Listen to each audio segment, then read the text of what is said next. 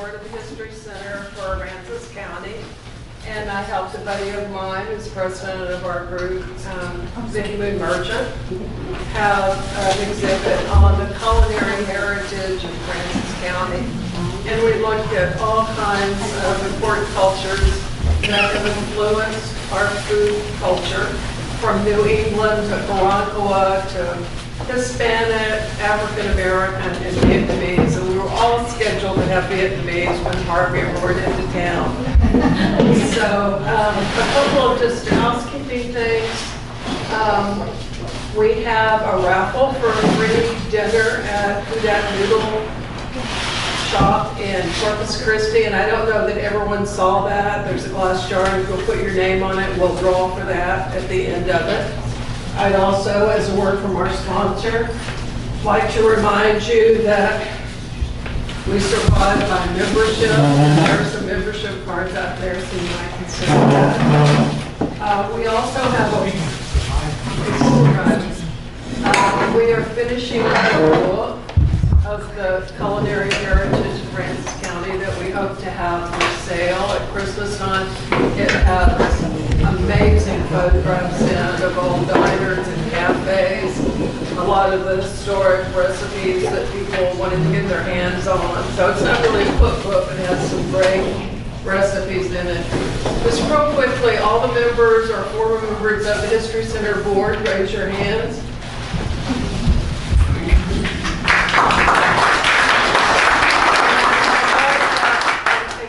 A couple of people, Jackie Shaw, who's been a member of every history group in town and has.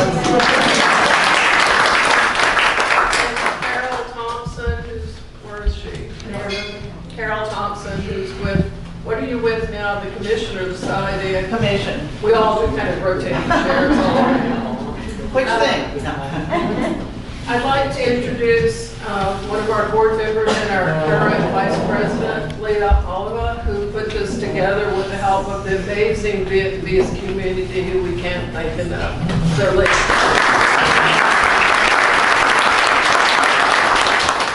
I'm glad all of you can join us today, but before and foremost, I wanted to, because I'm part of the St. Peter's Catholic Church, and our priest is here, so we'd like to introduce to you Father John Trendy back here.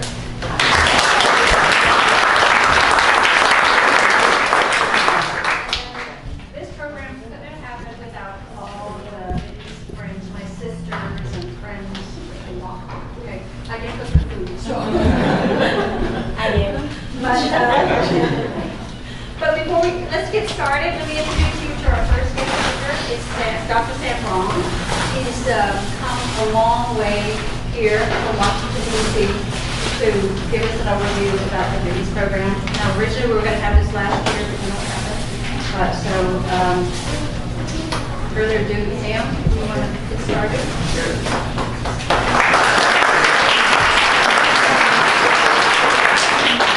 I'm going to use this podium here.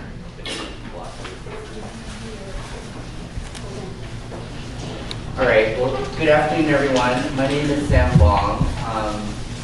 As Leah mentioned, I'm coming from Washington, D.C. I'm actually currently an assistant professor in the Department of History at the University of Texas at Austin.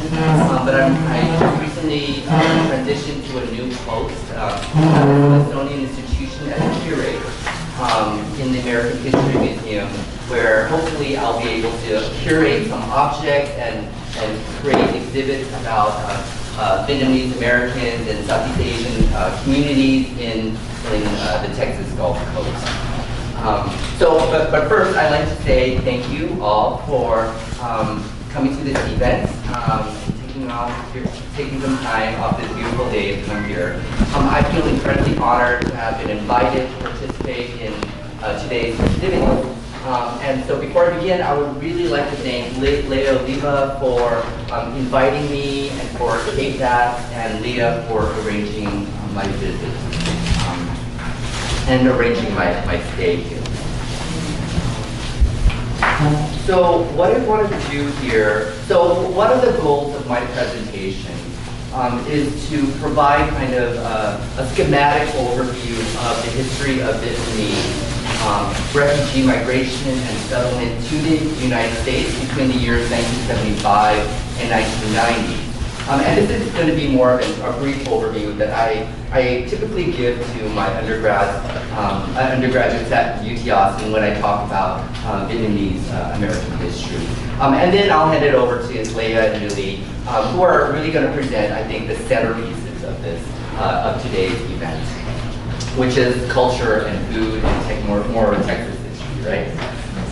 So today, my goal today is to present the overview of my research that I've been conducting in the Texas Gulf Coast. And then my second objective is really to share, it's really to offer an invitation to you all as an audience member to assist me in the near future in collecting objects to tell the history of Vietnamese Americans in the Texas Gulf Coast.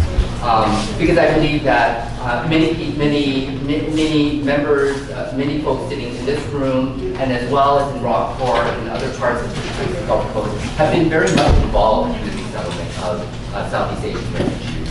And I would love to speak to you all and hear from you about how Vietnamese Americans have impacted the communities, right? And how they have interacted here with people living here for many years.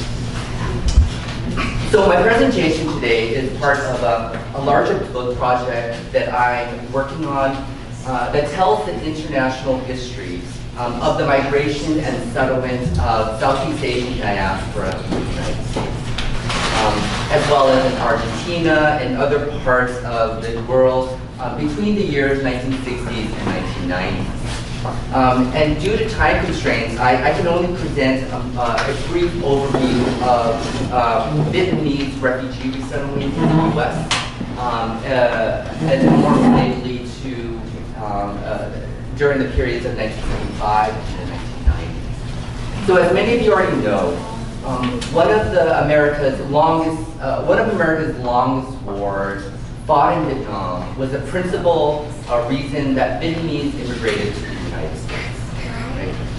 In anticipation of the collapse of the South Vietnam government in April, the end of April of 1975, the U.S. government authorized the evacuation of more than 130,000 Vietnamese who were considered at risk of political persecution under the encroaching communist forces.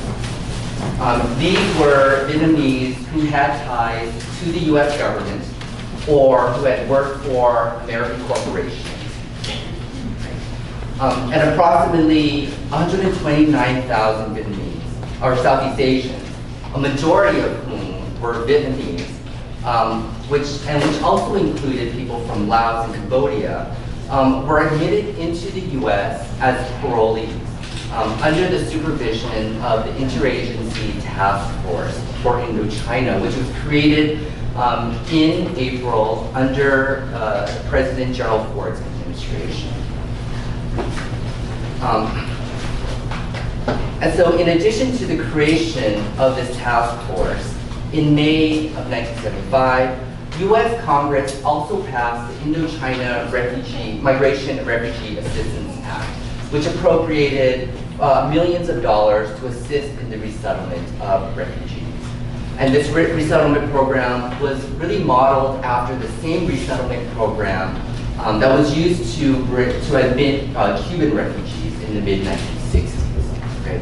So the Southeast Asian Refugee Resettlement Program, beginning in the 1970s, was modeled after that of the Cuban Refugee Resettlement Program in the 1960s. Right? And this is all part of the ways in which refugees became incredibly instrumental to the Cold War. So before 1975, there were very few people from Southeast Asia living in the United States.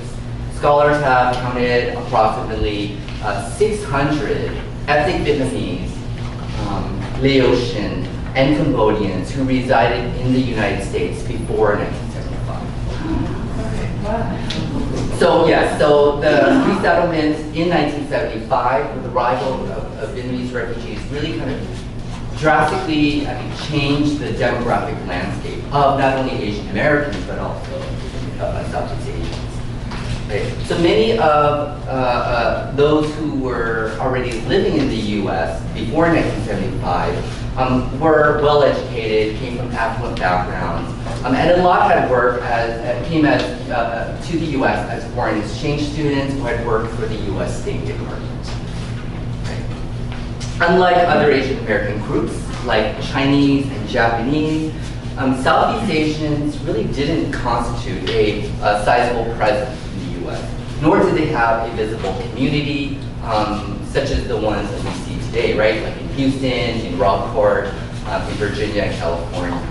However, when the capital city of Saigon fell to the communists, a major demographic shift occurs, which dramatically brings in kind of, we see the growth of the Vietnamese community after 1975. So what I want to do is really map out what scholars consider different waves of Vietnamese migration to the United States, and there are 4 major waves.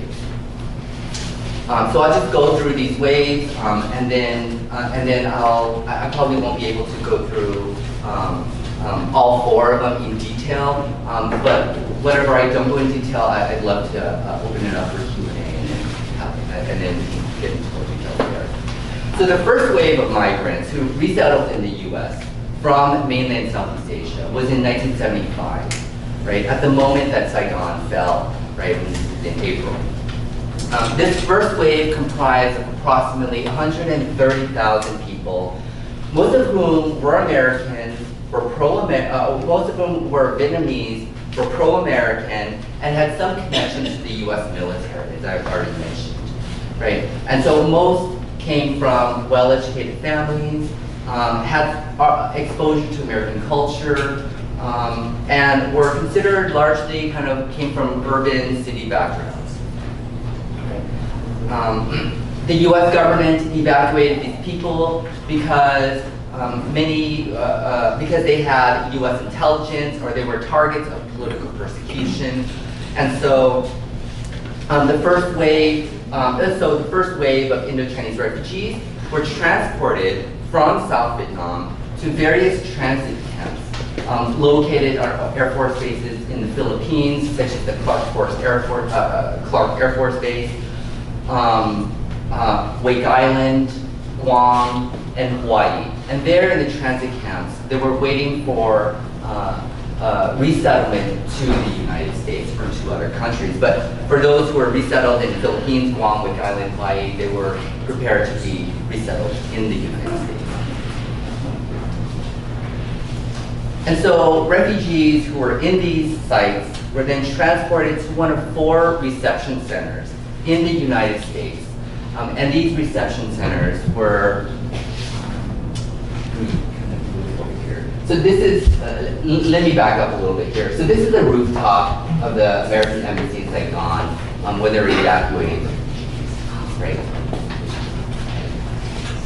And I'll skip over this really quickly right now.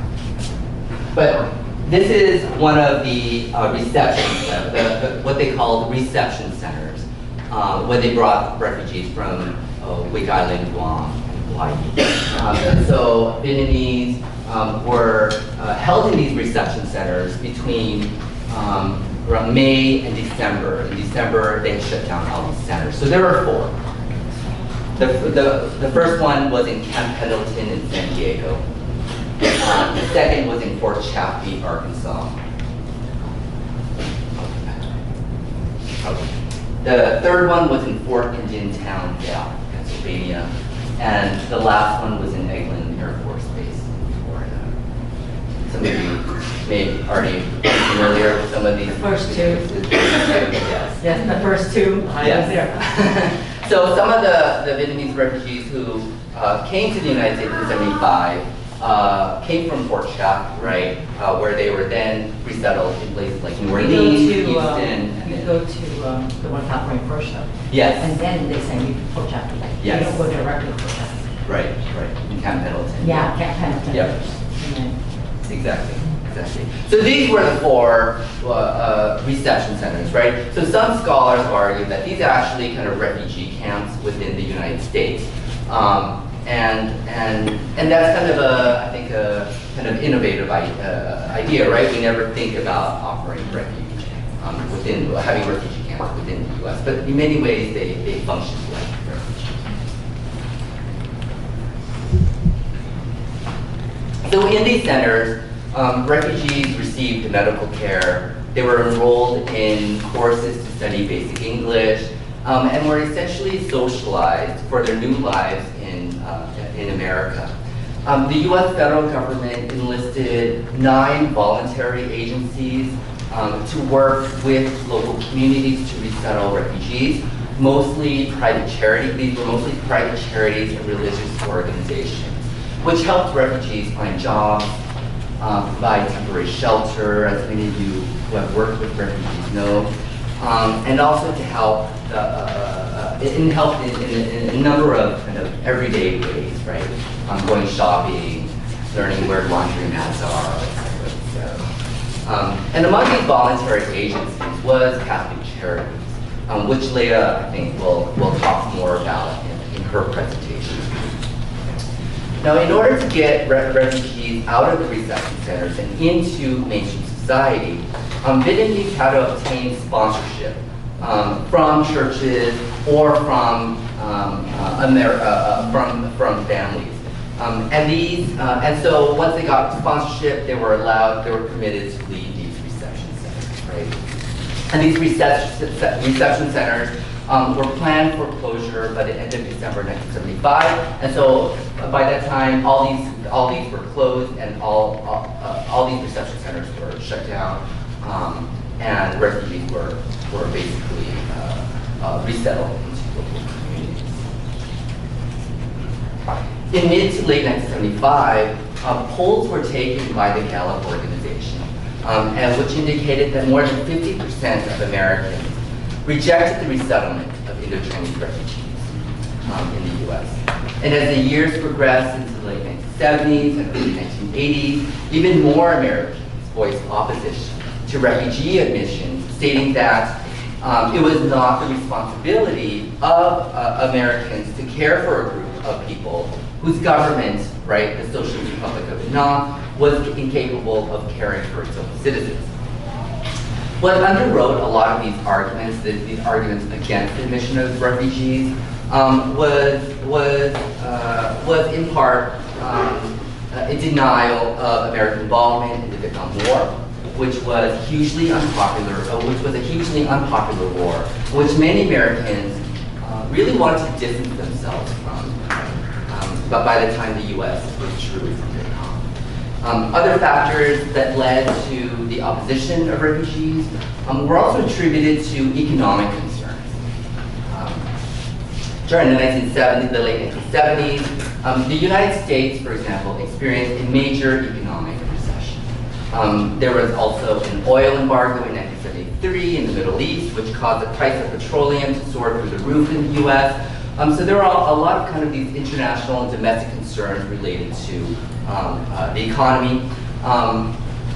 And so this all helped to bolster American fears that refugees would overburden the welfare system, especially during a period in which there was high unemployment in the United States.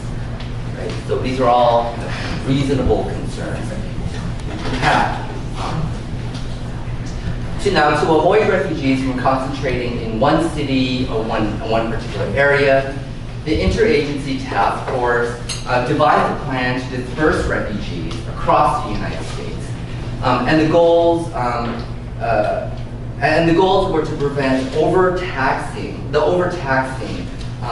of resources of any one state or city, and the agency hoped that by dispersing refugees in different locales, they would assimilate into American society faster.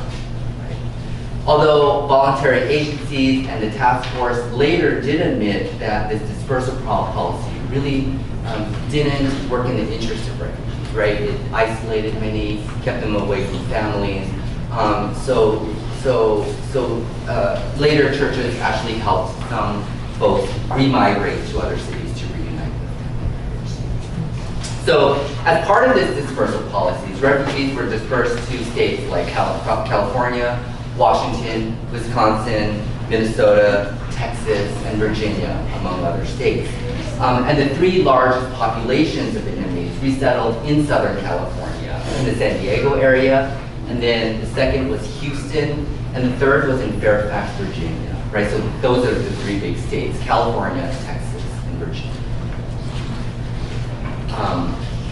And those who were resettled in states like Minnesota or Iowa, they later remigrated, or what's considered kind of a secondary migration, to California or to Virginia or Texas, where they reunited with families, and then also found better opportunities.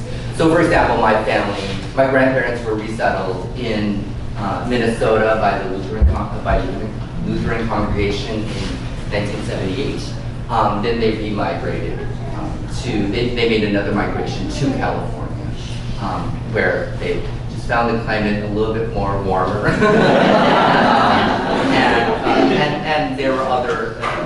Everybody speak Vietnamese there. Everybody speaks Vietnamese there. And they also found better jobs.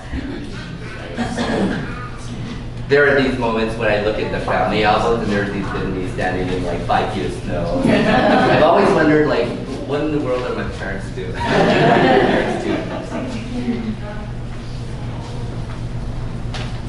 Okay, so that's the first wave of refugees, of Vietnamese refugees. They came in 1975. Now, the second wave of Vietnamese migrants, they came as refugees as well. And they were qualitatively and quantitatively different from this first wave, in both numbers of people as well as in their ethnic and class compositions. Right, the second wave occurred generally between the late 1970s, around late 1977, to around 1981. And this wave comprised of Vietnamese, ethnic Chinese, who lived in Vietnam for many generations, as well as Hmong, who are an ethnic group from Laos, and Cambodians and Cambodians. Right? This second wave of migrants were generally considered less educated, non-urban, and who had actually lived under communism once communist governments took power after 1975 in Vietnam and Laos.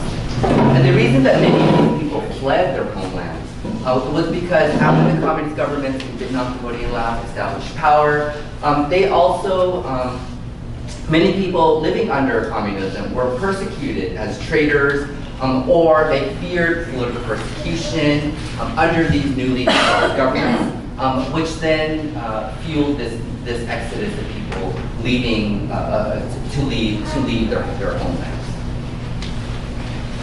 Basically, this wave of migrants, the second wave of migrants, escaped due to political and economic restrictions on their livelihoods. So one group of people who gained the most media attention were, and which probably are more familiar with, are the Boat people in the late 1970s. And these are the Boat people are from Vietnam. And they probably received more, I think they received more media attention than, say, the land people, right? The land people referring to Laotian and Hmong, who left by foot from their countries to seek asylum in refugee camps in Thailand, right? So there are these kind of multiple migrations that were happening. The one that received most attention were the Boat people from Vietnam. So a large percentage of the Boat people who came from Vietnam worked as merchants in Vietnam and were a small but economically powerful minority, and they were in many ways encouraged to leave Vietnam under the new socialist government. And beginning in 1978, and there was also a border conflict that emerged between China and Vietnam, with Vietnam attacking ethnic Chinese communities within its own borders, and that's also another reason why many of the ethnic Chinese fled by boats. So in 1979 alone, approximately 80,700 Indo-Chinese refugees were resettled in the United States, right, under this second wave. So the third wave of people from Southeast Asia to the United States arrived approximately between 1982 and 1989. And they came to the U.S. primarily as immigrants, not as refugees, right? And that's, I think, an important distinction, because so while these refugees in this so while there were refugees in the third wave, a majority of arrivals to the U.S. came as a result of family reunification provisions. So for those of you who are familiar with immigration law, in 1965, the U.S. Congress passed the Immigration and Nationality Act, in which there are special categories of preferences that encourage immigrants to reunite with family members. These acts outline provisions that allow individuals who are already resettled in the U.S. to sponsor family members through these provisions. And so that's how many of the third wave of Vietnamese refugees came. They came under these family reunification. And so thus this third wave of people set off a chain migration of Southeast Asian communities in the U.S.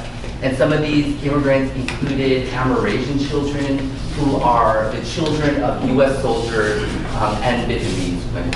By 1982, U.S. Congress passed the Amerasian Homecoming Act to sponsor these children to the United States as part of America's moral obligation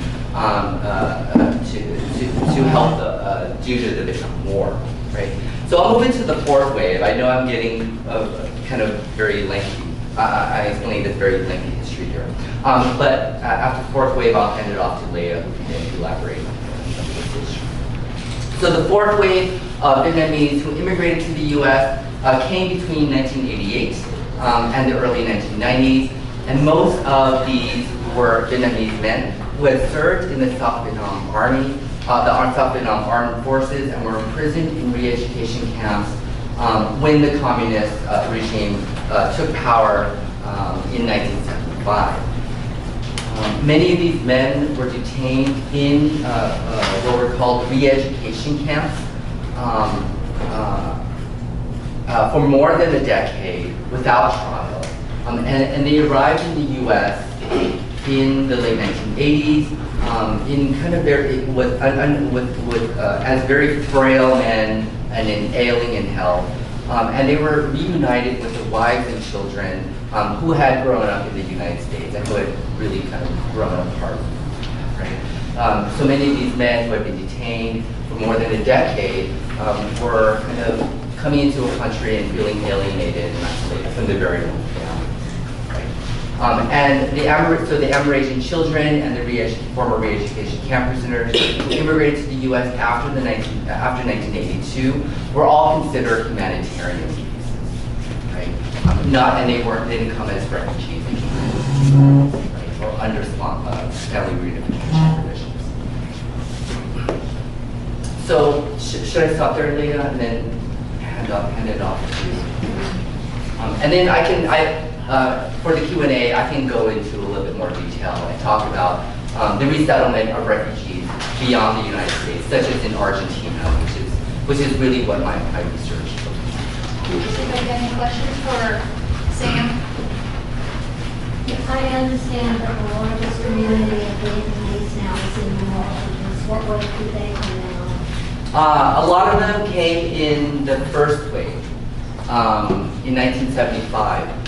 So they came through, as Elise said, right from California, then to Fort Chaffee, and then they were sponsored by a church, right? Yeah, this is a big Catholic church community in New Orleans.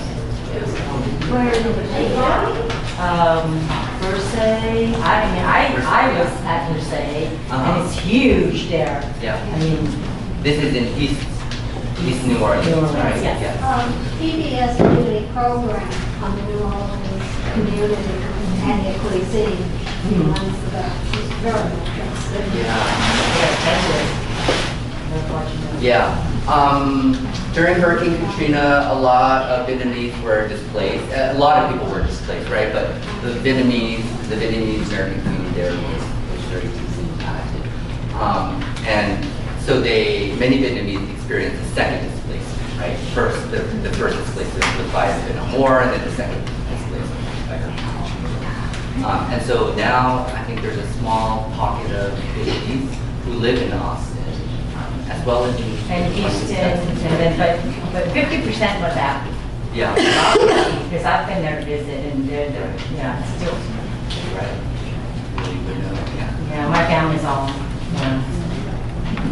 to visit all that and experience. Right. That's great. Thank you for that question. Any more slides of what you were talking about? I do have a couple more slides about these. The pictures are interesting. Yeah, so let me go back a little bit. You want to see the video? So this image is taken from one of my colleagues who studied Vietnamese who were transported from South Vietnam to Vong, right?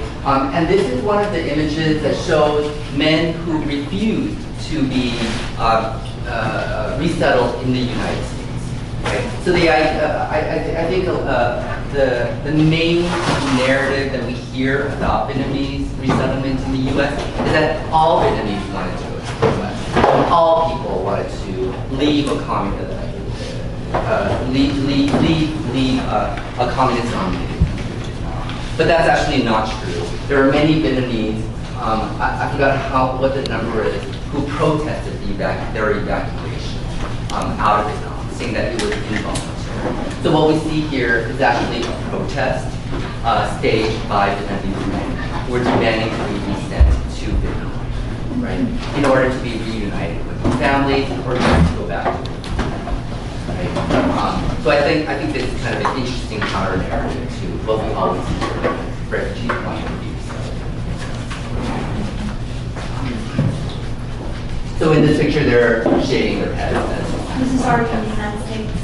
This is in Vong. Oh, wow, okay. Yes. So this is part of the evacuation that began in March 1975. And this is an image of, I think some of these are Australian men who are evacuating babies, right? This is part of Operation Baby Lift. And here's another image of the Australian orphan baby.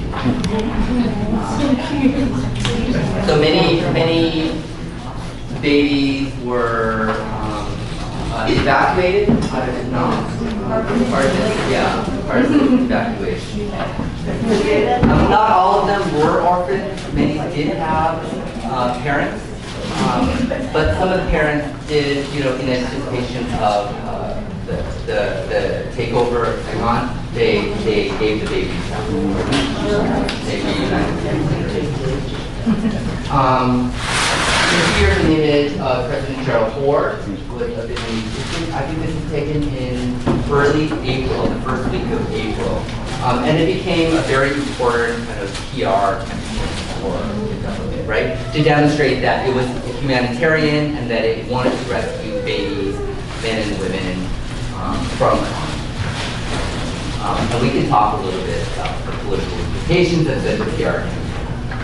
But basically, I think the idea here was that the U.S. wanted to demonstrate that it was a humanitarian nation and to try to transform the image of the U.S. as humanitarian right after it had just engaged in a very violent history of war. What was the fate of all those babies? Some of them grew up and they're in the U.S. It's part of, I don't think anybody has really done a research on and located everybody. Not all of them were adopted. There were a couple of court cases in which the babies arrived in the U.S. and then the Vietnamese parents who then immigrated to the U.S. sued the adoption agency for having go without their authorization.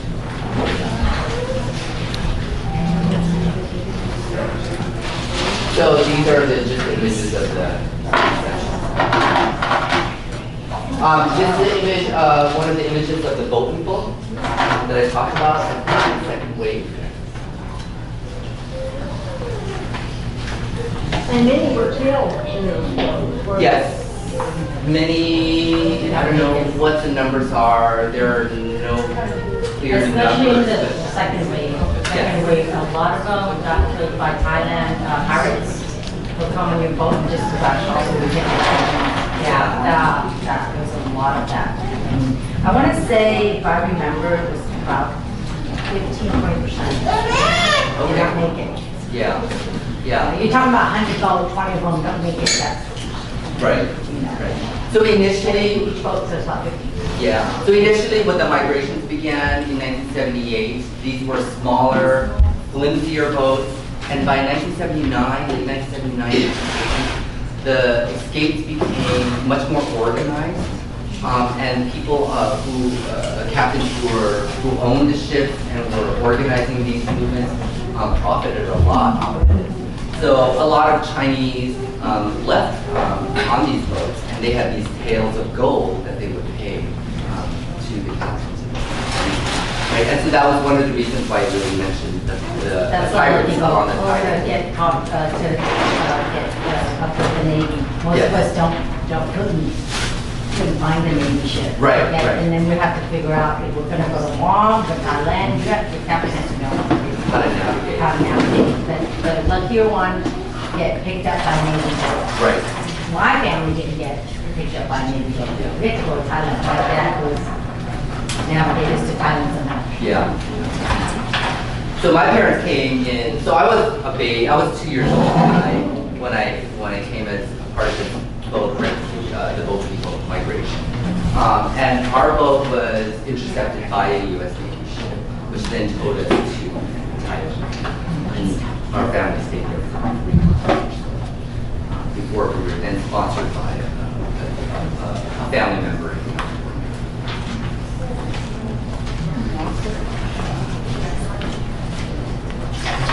And that's it. I'll just end with this. Thank you.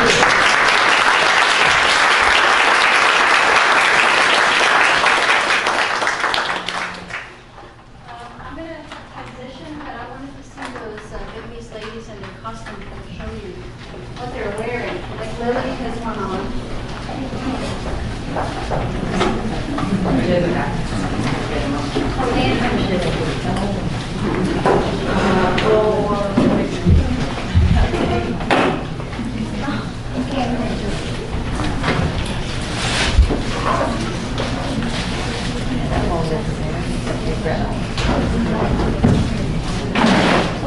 I wanted to show you different costumes, different outfits that women wear. Just the more traditional, the hardcore one. With the color, it's the hardest one. To breathe in. She's got the nice, beautiful. The overflow,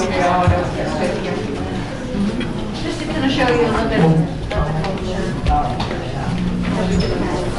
So this is my sister. She actually helped me a lot. She did her music. She would wear like the day-to-day comfy clothing. I call them pajamas. You just look rough to school or whatever.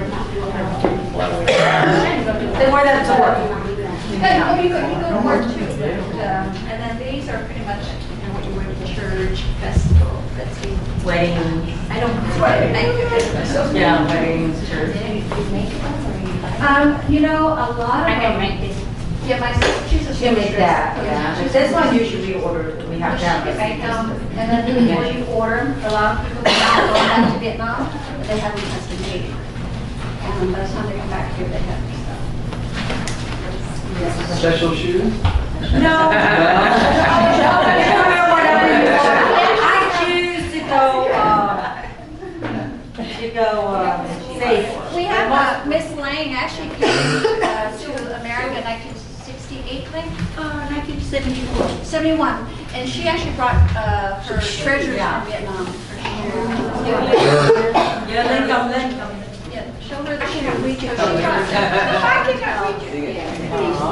Yes, here it is. This is more like a dress shoe. When I go to work, I wear áo dài, then I wear this one. And at home, I wear this one. And it make a lot of noise. My mom used to be mad at me because we have tile floor, and when you wear it and you walk on the tile floor, it goes flop, flop, flop. So I get in trouble for wearing this in the house. And this is for stationery, you know, like we go to theater, or go shopping, or on Saturday and Sunday, we were teenagers. We go downtown, we dressed up very nice just for ice cream. Yeah, like this. Yes, oh yeah, we dressed very nice. Oh, have you seen them in these, in those shoes, and riding a moped? I like, oh, it's And you know amazing that what back they then do, in the my girls can do town, over there. when you ride a moped, you don't sit strap. Yeah, you don't sit on one to the side. side, and you're You riding lay like forward this. one, you know, you don't strap. This one right before after the hobby.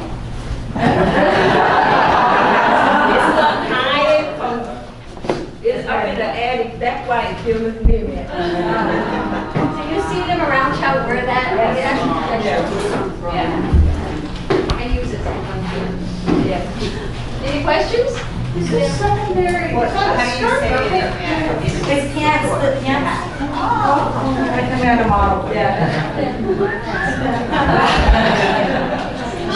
How do you say What do you hat? call the hat? What's the name of it? Nón lá, I'm sorry? nón lá, nón lá chùa. nón lá. Lá. What kind of leaves? Natalie? Lá gì? Lá dừa, Lá dừa. Coconut. Palm leaves. banana leaf. Long last? Is that how you say it? Nón lá. N-O-N-G-L-A. Nón lá.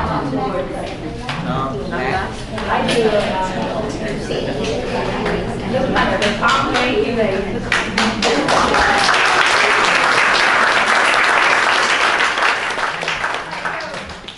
Before I get started on my program, this is what we use here in Rockford for our Vietnamese New Year Festival.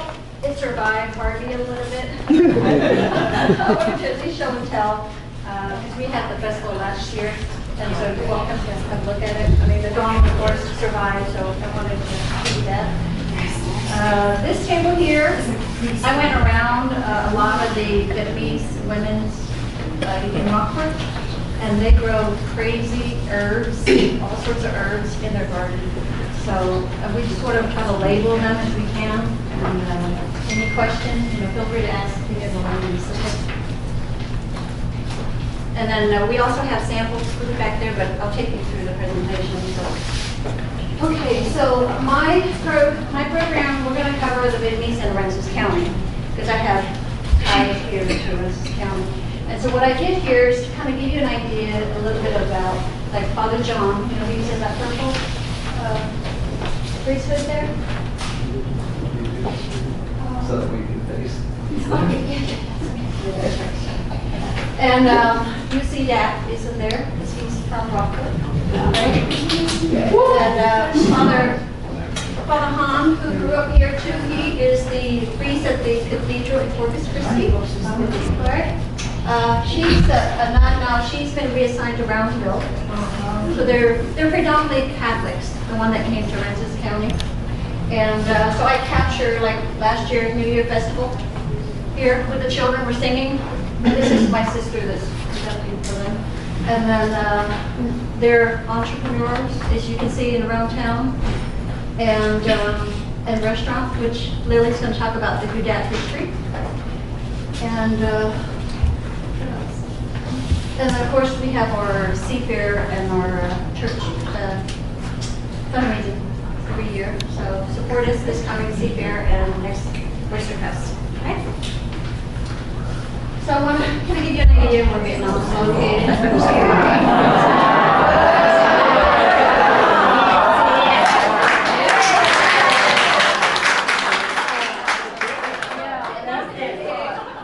But I was born on this island right here. I call it that little island. It's called Hu-Dat. And that is the famous place where they make fish sauce. And you know this in Vietnam. Yeah, he's right, yeah. So, so I kind of want to give you an idea. A lot of the Vietnamese people have left, or they're here in Rockford, or predominantly from the south. I mean, they pretty much moved further south because of the communists that came from the north. Okay? So, when did the Vietnamese reside in Francis County? And I'll show you who these people are. My grandparents, so this is a picture of my grandparents right here. My uncle, Long, if you know Long Wen in Rockport, that's him right there. Oh, I'm so young. And that's my Uncle Wade and my aunt, this is her family. And they were brought to Fort Chaffee, the first wave that Sam talked about. And then they were given an opportunity to be sponsored by these charities as to where do you want to relocate to. So they did him like what Sam was talking about, Minnesota, snow, Washington State. And then as soon as he saw the water, he was like, I'm going there, I'm going there. So it was Deacon Cantwell, which is Bob and Evelyn, Deacon Cantwell. That was he was a deacon at the Sacred Heart Church. He actually sponsored them here to Aransas County. And so they moved here October 27, 1975. And I actually sat and interviewed my uncle, who is now 65 this year. And it was Cherie's parents. Cherie, please stand up. It was her parents that sponsored them here.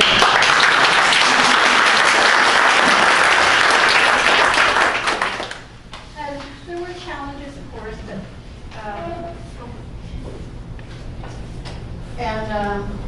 so they stayed in temporary housing for about 30 days. And then, of course, you know, they were helped to try to move on to get a job and kind of get their own house. So this is a picture of Bob and Evelyn Cantwell with my grandparents in their house. All right, so you kind of get an idea.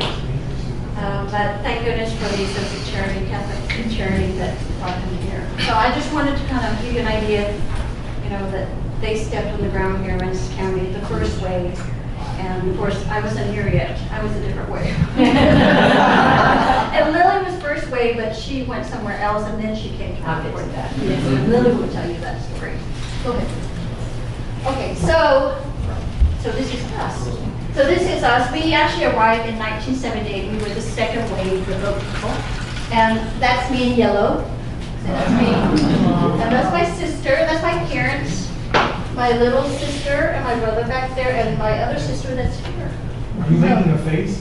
She's eating her hair. I think I was either lost her. Playing with her hair. It's like Yeah. you're making a face.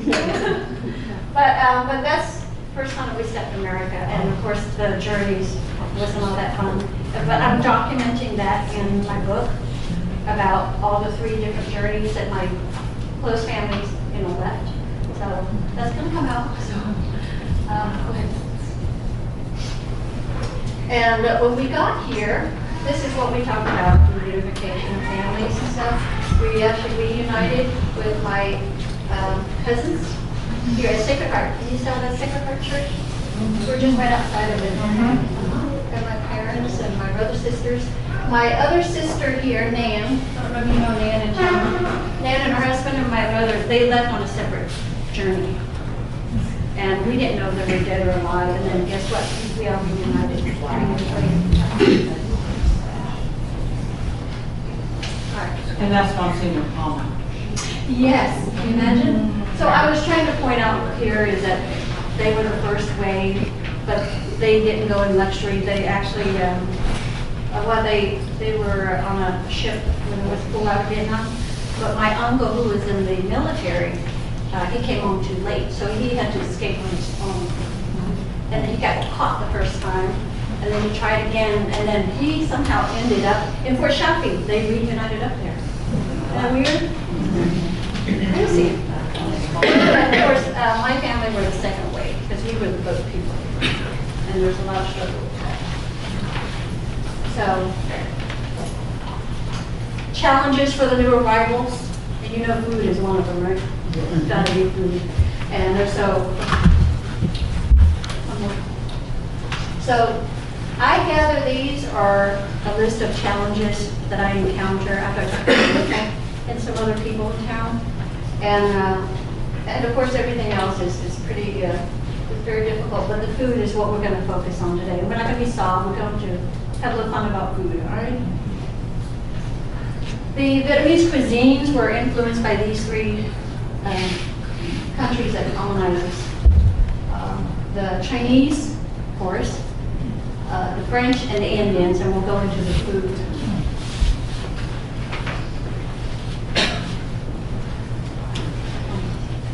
So to the very top left, that's iced coffee. You know, the French brought coffee to Vietnam. And back there at the table, you wonder, how do you make iced coffee? It's very simple. You know, coffee, condensed milk, and that's it. And then add ice. So that's what you get back there. And we have some for you to sample. Thank you. The crepe as well, but this is a salty crepe, not a dessert crepe. Alrighty, and we have samples for you to try back there. You have fillings from seafood to meat, whatever you want to do, and then add vegetables. And you'll see with the Vietnamese dishes, you always have herbs. You've got to have greens. Yeah, you've got to have greens. And, they also brought pho into pho. It's actually a combination. You have Chinese influence with the noodles, and then the French brought the broths to intertwine. You get pho. And then of course you add the spices, and then it's Indian. So the sandwich, they brought the baguette. We have baguette back there for you to try. The baguette is made out of rice flour instead of wheat flour. So the texture and the flavor is different. Actually, you know.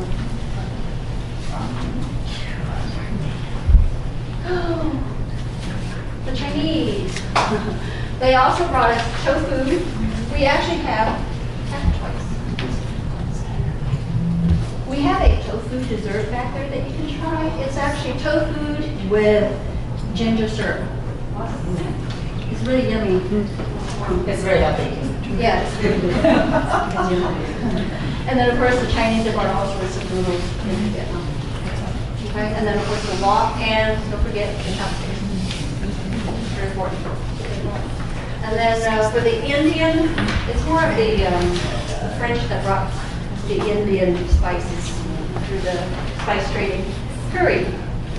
And however you want to curry, whether it's a seafood curry, the turmeric, all sorts of stuff. And then you can see in here that they have lemongrass in here. Look. Did you see the lemongrass? That's a lemongrass in here. So we have lemongrass for you to kind of have a look to show and tell. You need to grow some in your backyard because it will, the mosquitoes are scared of them to go away. You get something served with like lemongrass syrup. How do you eat that? Do you eat that lemongrass? No, it's just used for seasoning. It's just pushed to the side. Yes, just push it to the side. No flavor. Did you have a question?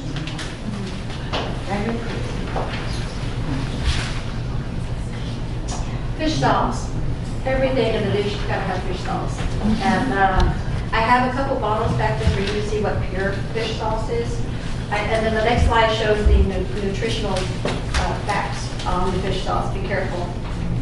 But hold on a second. So if you want, for example, if you want to eat with egg rolls or spring rolls, you have to, see, I made some remarks right there. Generally, we have lemon, vinegar, garlic, sugar, warm water, chili pepper, and then of course how much you want to dilute. I always like to dilute. There's a lot of sodium in it. And fish sauce, of course, it's fermented, it's very salty, and you'll see the nutritional facts of it. And then like for spring rolls, I have hoisin sauce for you to sample back there too with the spring rolls, or you can just dip with fish sauce. Dip. And this is why I forewarned you about the nutritional facts on fish But sauce. that's the hardcore fish sauce, not. Yeah, the concentrated is, look at the sodium. This is why you have to study. All right? Just so that you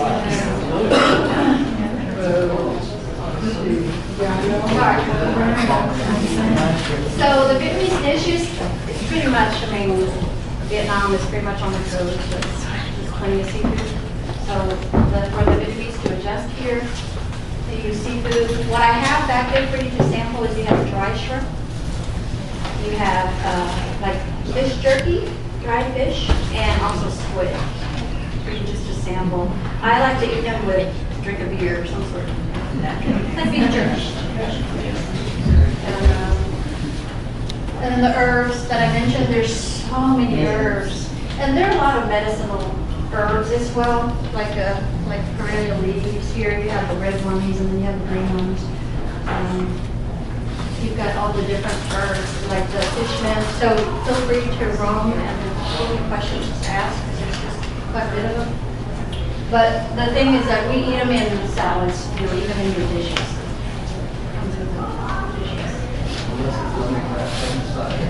Yes. Seasoning. So here is a list of some of the things that we have. We have actually rice wine that I didn't mention, which is a dessert. Of course, you don't have alcohol in it. But do try it. And before we get to Lily, if you want to come and sample some of the fruits and stuff back here. Okay. Any questions? So when I think of foodways, I always think about how things have changed when things go along. Like recently we have moving like kolache, Czech. Yes. So It's westernized. Yes, well, that's not westernized. That's Asian, you know, in Czech. So that's really strange. But so in your experience, in your time, how has this westernization of these occurred? I figured that's what we kind of. Or the other way around, how has Vietnamese influenced Western food? Well, like when you say who you are, because several people have asked, and you Do you want me to just go ahead and do my thing, and then they can do the food? Yeah. Sure, sure. Yes.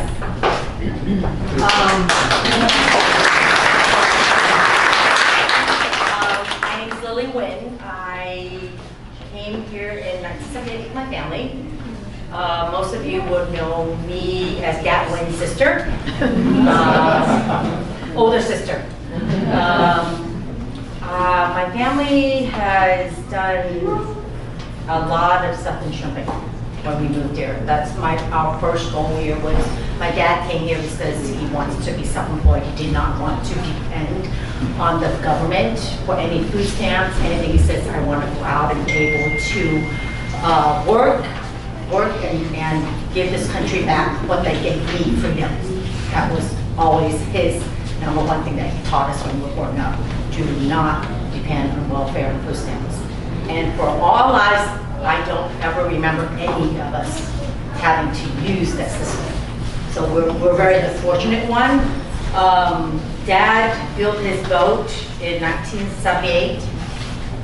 It wasn't just his boat, it was 10 other boats with his uncles and his cousins, and it was all on Fulton Beach Road. If you knew Okshoyan, anybody remember Okshoyan? Okay, that's where we reside there, and you will see 10 boats there at one time being built. And all these gentlemen just help each other. My dad would help build my cousin's boat. My cousin would come and help build his boat. And they all went and did that as a living. So we were able to make a really good living out of shrimping here.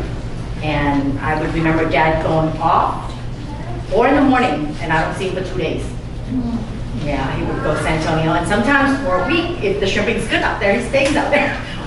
Or not, or if they don't have anything, he has to stay there, you know, and find it.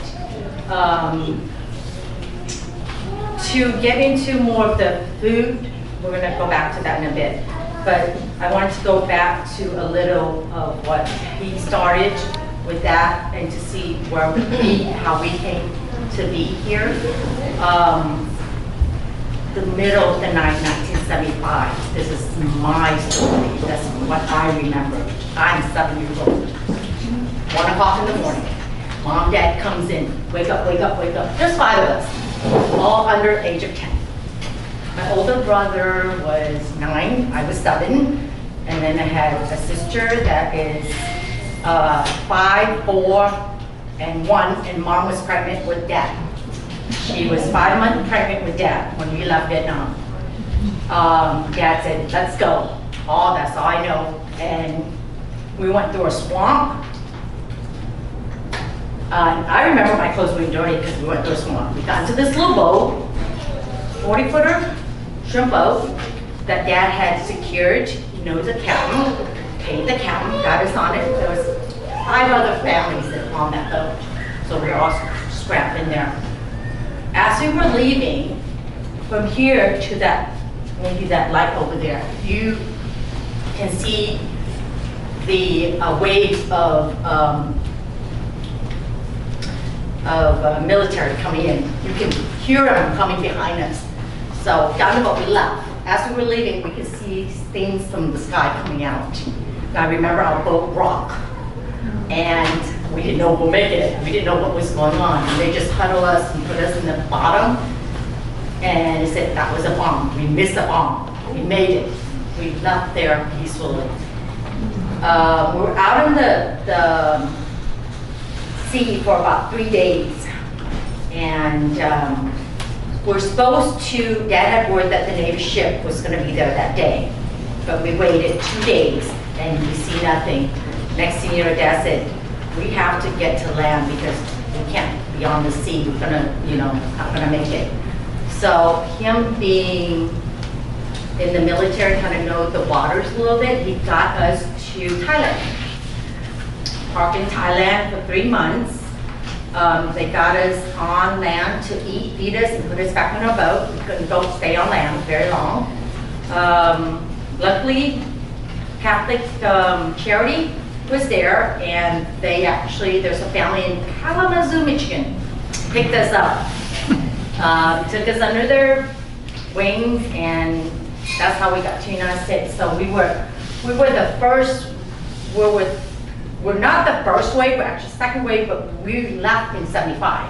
But we left in boat. We didn't get the privilege of getting out by airplanes like the first wave supposed to do. Because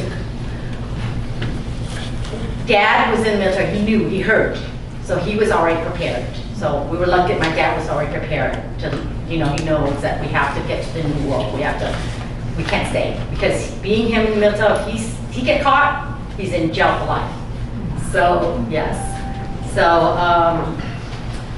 he was very resilient. So he got us to, I know our first stop was California, Port Chaffee. Pendleton. Yeah, Pendleton. I remember getting off the plane. We were only there for 2 days until they got us to the next plane. From that, we got to Port Chaffee, 1975. Following history, that was the same year that Clinton was actually the governor of that state. So let's put my history together. We were there for about 2 months before we got shipped to Kalamazoo, Michigan. So that was about September.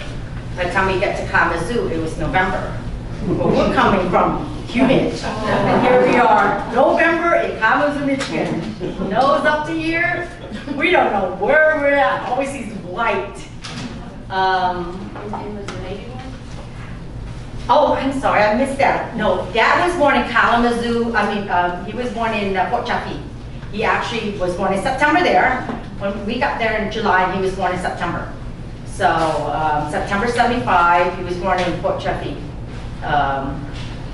Arkansas. And then 2 months later, we went to Kalamazoo, all 6 of us.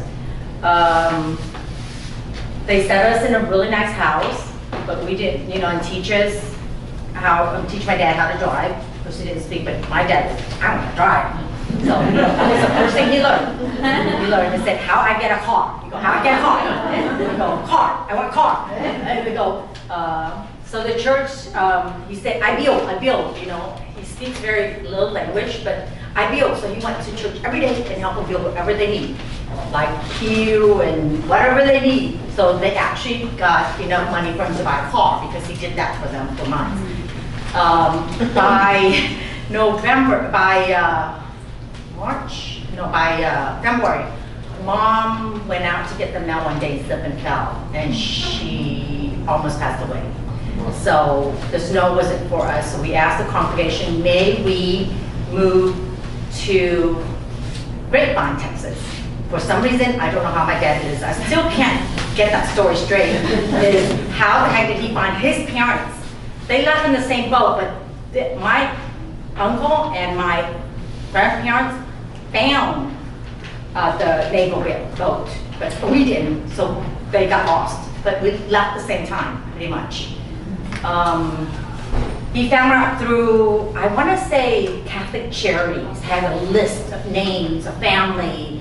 You know, that somehow my dad was resilient. He found them, and he found them in Grapevine, Texas. So he asked the congregation if they would be willing to let us move down there. So the congregation gave him $300. His little Impala, that's his Impala stuff. Him and my mom and 6 kids in there.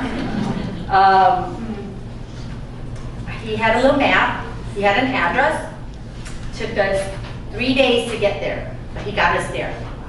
Along the way, the car did die, ran out of water. He got people to help us along the way. We're just really lucky and blessed.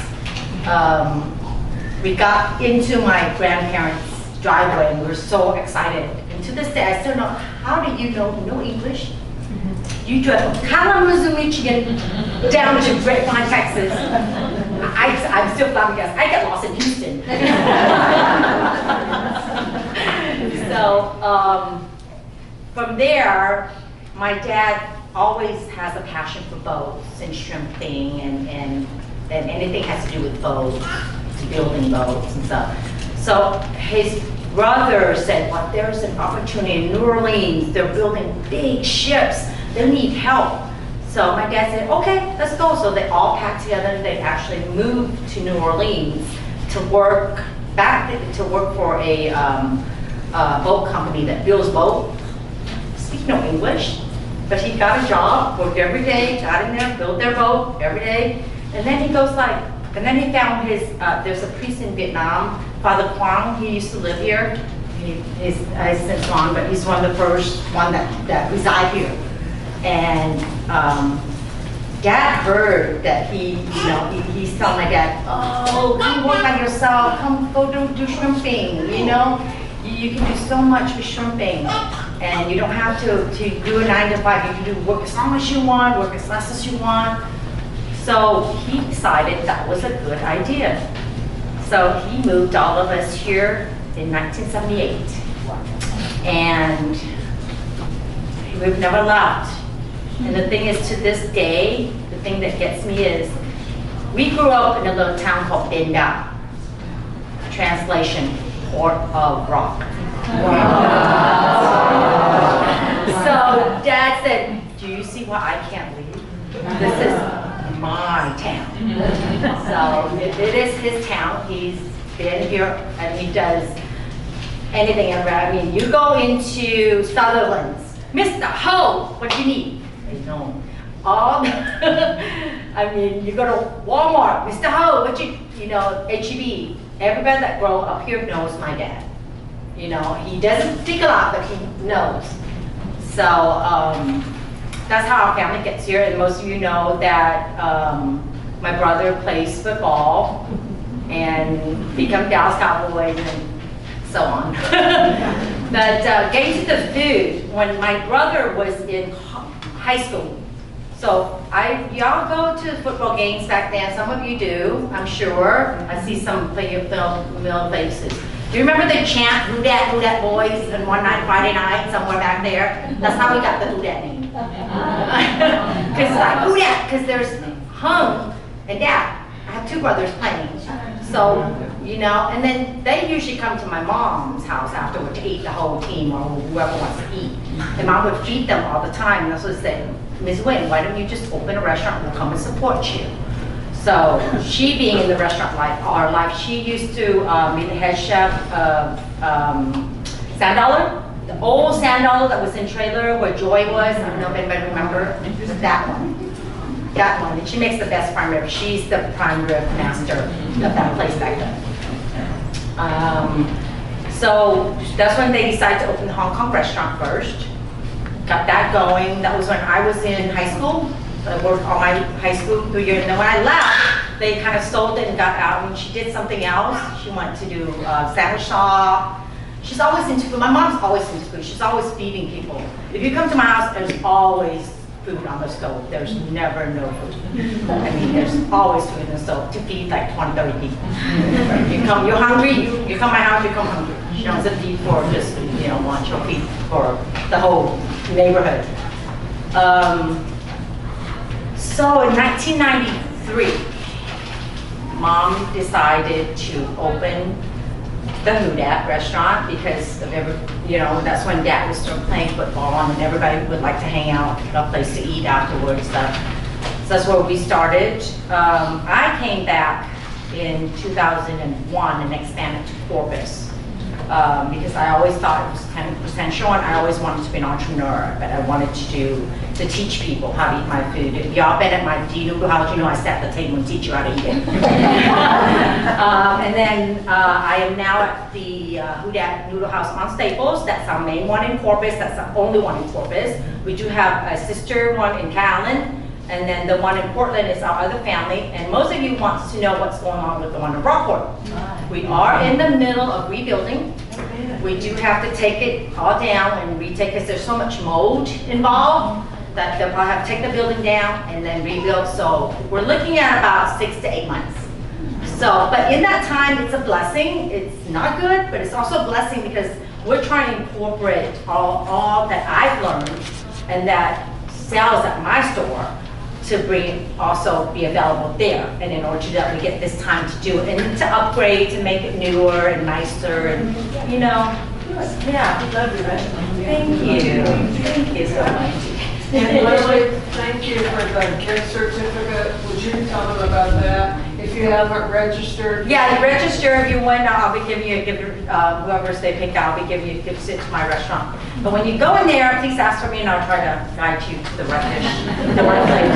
I always think that with eating, if you know what that person likes, it's gonna even top even 10 times. I would have people come in, truck drivers, from my old store at the Ayers store, and the wives just love it. Oh, we come in, I can't get my husband to come. Bring him. So finally got it to come. I fed him. Guess who's asking to come back now? So I've learned through the years that everybody's taste buds is different. If you don't like something, you like it. You know, it's not going to be all the same, but I try to listen and say, okay, what you don't like, I can take it out. I'll make it better for you. What you like, I can make it better because that's what you're craving. So I have regulars that comes in twice a week, you know. And I know I've seen a lot of familiar faces that, you know, I've seen and I'm happy. But that's the core is when I was growing up, we're always in the kitchen. I'm washing dishes and watching my mom cook. What are you doing now? What are you doing? And I was lucky to be able to go to California after I graduated from high school to learn more because Orange County is the diversified of the Vietnamese food. I mean, it is so like mind-blowing. There's so much to learn. So I was able to be there 10 years and learn about the food and how you marinate, what you do, you know, and soak it in. And then when I came back, I kind of infuse it into our food and change it up a little bit. So not everybody's gonna like the way I do because sometimes I can't teach everybody and I can't get to everybody to say, you know, I have people come in and our famous bowl is the boon bowl. But if you're gonna eat it by itself and not use the fish sauce, It's like eating plain. Spaghetti without sauce. Thank you. There you go. Thank you very much. It's like that. So I try to explain to people, and then you get these people tell you, I'm like, wait, did you try it? No, I haven't. Can I try it? I teach them like, just put a gap on it, taste it. If you don't like it, then you don't have to eat it anymore. But if you like it, drench it. So next thing I come back, half the bottle's gone. Our food is about sauces. There's a lot of sauces. If you're not eating it with the right sauce, you're not getting the full ambience and flavors. What was your question earlier? Well, we were just talking about the influence of the Western on Okay, that I like. Okay, so me, do you know how you eat a hamburger? You guys season your hamburger with just salt and pepper. I don't.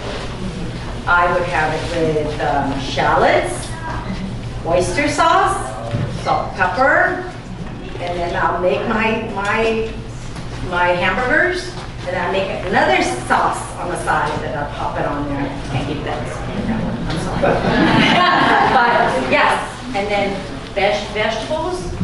That has influenced us, because if I do catering jobs and parties, they want, well, we want mini burgers. Well, when I do my mini burgers, they said, well, they don't taste like mini burgers, it tastes like mini Asian burgers. Yes, we want to be different, but that's what I take from it. Spaghetti, I don't cook spaghetti your way. My spaghetti has Asian seasoning in there. I mean, I just recently, last year, in December, cooked for 200 for the Heart. It's a charity group, and we cook with 200 homeless people. So I made like jugs of them, but they didn't think they were eating spaghetti. They think they were eating romaine, but it was spaghetti sauce and everything else. And I'm like, what do you mean? Like, well, there's some Asian flair to it. It was really good, and they came back like second and third. I mean, it was out. So I try to like they give me something of the norm. I try not to do it. I try to infuse it and change it. Like it's spaghetti, but I want to do with Asian spaghetti. So that's what we do. That makes sense, right? Yeah. Any other questions? What about an NGO That's my cousin. Oh, it's an Allison. Yeah, his family and cousin. And what about the Bolton? You know that father, mom that I told you, that's their relative. Yeah. The sister. Father Han's sister. That's Father Han's sister.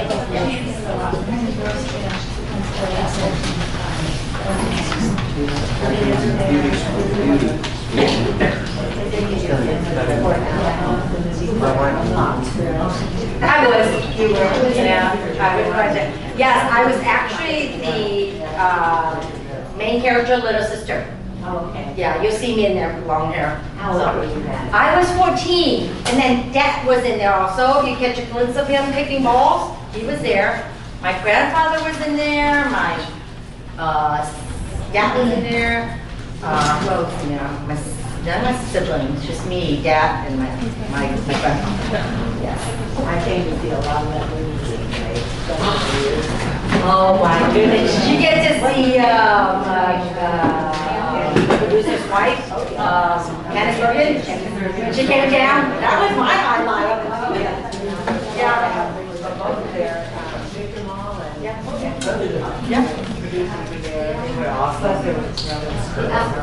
This seems like ages ago. Yeah. We watched a lot of I was one of the girls in the movie. I watched the children. Christian. Is that the name of what movie? Al, yeah.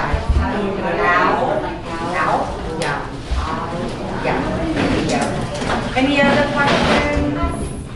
Yes, ma'am. I'm just curious what exemption is. You can go to the next one and see what. Say family, what it is, okay, that's to answer his questions right there. That's the American fusion, and that's right there. Benchwarmer. If you go in there, you can get the chicken wings like 5 ways. The fish sauce way, which they saute caramel fish sauce, so mind blowing. There's a lot of dishes in there that's infused, and that's what my cousin wanted to. That cheese fries. Right there you go. See there, that's the infusion right there. That's the new. Anybody know when Mike's is gonna reopen? I don't know that one. Do you know? The sign says it's open. Yeah, it's already last week, the building's empty. Yeah. They've been using the finish containers there. Oh, okay. Thank you. Oh, Lynn is in, that's my cousin. Yeah. Lynn is my cousin, Victoria's Mendes. Yeah. That is my cousin. That is Ben. Ben and Laura is my uncle's kids, and my uncle's the one that owns Hu-Dat restaurant. So his kid branches out, but they help. Does your mom still work there? No, she's retired. She's turning 70 next year. She needs to be retired. She's actually up in Dallas right now visiting my brother. And you have a Hu-Dat menu at this one. Yeah. Yes, right. For right now, a wall that we are remodeling, the Hu-Dat minimal mini menu is available for those that's really craving for it. Yes. I have a comment to make. I'm a old Vietnam vet from Yes. 1968, 69, and 70, and I just want to make sure that everybody understands how important your culture is here in the United States, right? And that it keeps carrying on, just like the memories of our Vietnam vets that were there also, and the vets that fought for your country that were Vietnamese also, right? Thank you. I wish you all the best of luck. Thank you, I sir. appreciate it. Thank you. Thank you. Dr. Hu told me to tell you how he's in Vietnam Oh, right okay, now. yes, okay, good. Yes, ma'am. Why didn't anybody mention how long they? I know it's a sad thing. Okay. I was in the movie, so I'm kind of like, oh, I don't like to bring it up because I was in it, That has to do with the KKK coming in that time. From what I remembered as a little kid, there was a certain night that we cannot go outside because there are KKs protesting in certain places. My parents. Your cousin told me that. Your cousin Vong was a friend of mine. Yeah. So we were told not to go out at a certain time during that time, right?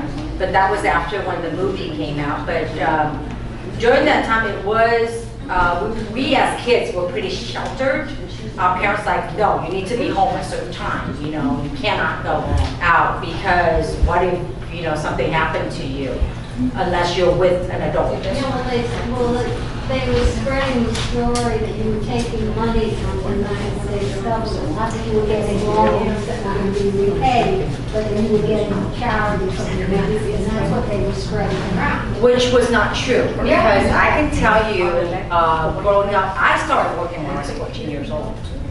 As soon as, and that was shucking, like waking, this summer, I would wake up at 5 o'clock in the morning, go shuck oysters, and it's weighed by the pound, whatever. And then when that's done, you're gonna go to, the shrimp, take the shrimp heads off. We were always at work. We didn't know, we didn't know what was going on at that time, but we understand that there's people that don't like us and that doesn't understand us. So we just had to try to teach them. Always have 2 jobs. 2, 3. And I think it had to do with like the shrimpers, like it portrays in Alamo Bay that because, like I said, I remember my dad leaving me shrimping at 4 in the morning. I don't see him for 2-3 days. But the American shrimper, they go out and they come in at night, maybe not finding it. But the sea is so vast, it's just your skill, your knowledge, that's what you're gonna catch. It's not us that's taking the shrimp away. And I think eventually it got to what they understand. And we were lucky that Mr. Casterline was a big influence and a big help to all of us. And Mr. Lou, the bullet Before, yeah. That, Yeah, they have the shrimp. then they go back When and we work. sell shrimp, now they understood. That's So- her right there. I mean- See, well, they're working too. So we were just blessed. I want to mention the sea drift incident of the Vietnamese. Do you remember way back when? Tim Tsai, TSAI, is actually a YouTube graduate. He actually did a new documentary about that, and I'll share that through Facebook with you, where you can get that documentary. The truth. It's more, yeah, more like versions of everybody, you know, it's more, so. But I'm glad that, everybody's, you know, it's not our skin color, it's who we are inside that makes us. And, to be a good person, you've got to give back. And you've got to not look at that person as, hey, you know, because we believe in be different. No, we're all the same. We're all here together, and we're all just one together. I love each other. I have one comment, is here in Hurricane Park, St. Peter's, it was awesome to look. And you didn't have to be Catholic, I'm Catholic, but you didn't have to be Catholic, and St. Peter's was just awesome. And all of you were just outstanding. Mostly Father John. I know Father John. He is the resilient. We are blessed that he came right at the time. God knows when and who needs to be at a certain place. But what y'all did, and we appreciate it from the bottom of our hearts. And you look up to Leah, and I did. And we'll rebuild, just, everybody's asking me. So we'll give the floor to Father to tell you what's going on. We are different color, different language, but we have one language, language of love.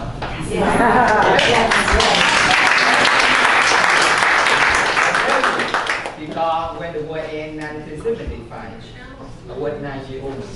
I saw the dead body everywhere. And I tell you the truth. I said, in the church, in everywhere, love without sacrifice, no love, isn't it? So the problem is, my family is from among a lot of Vietnamese family.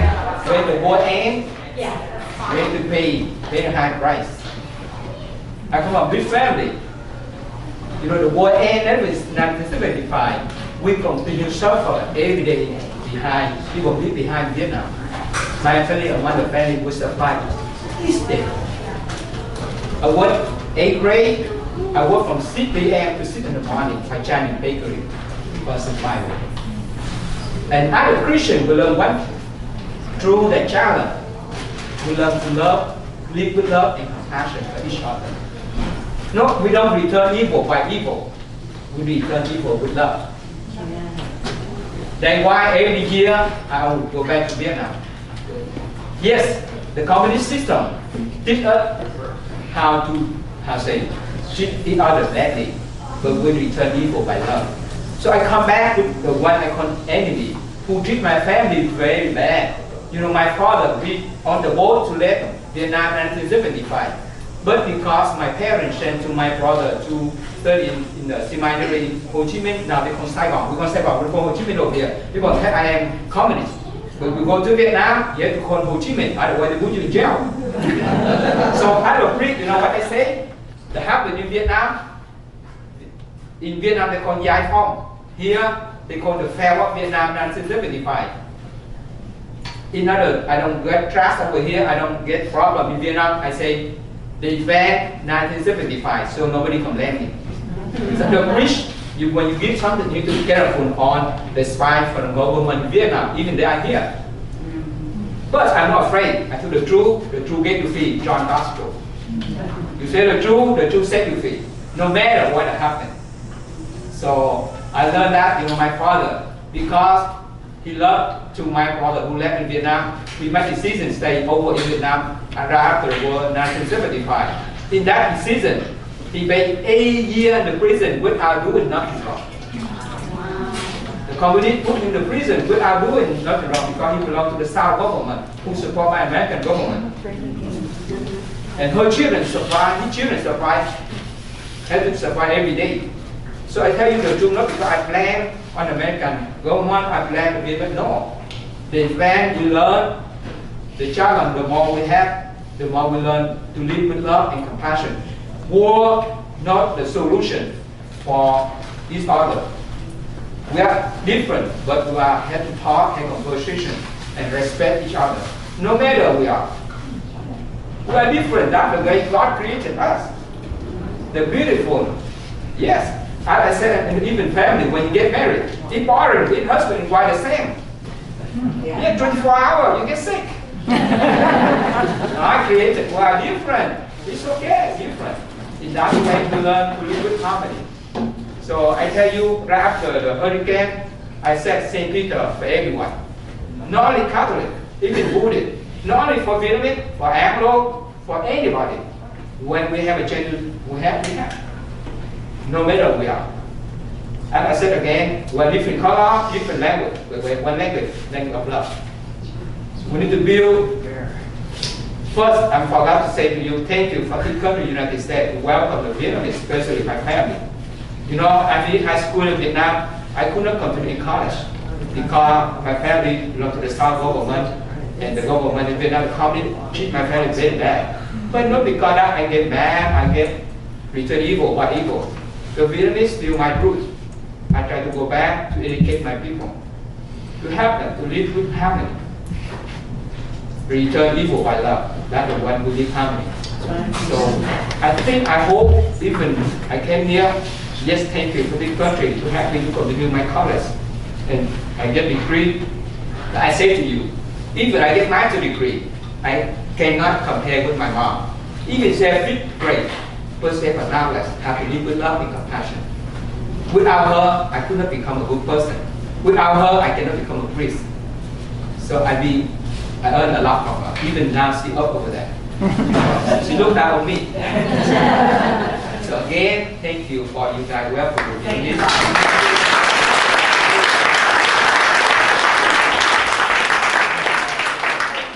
So feel free to look around. I think we're concluding.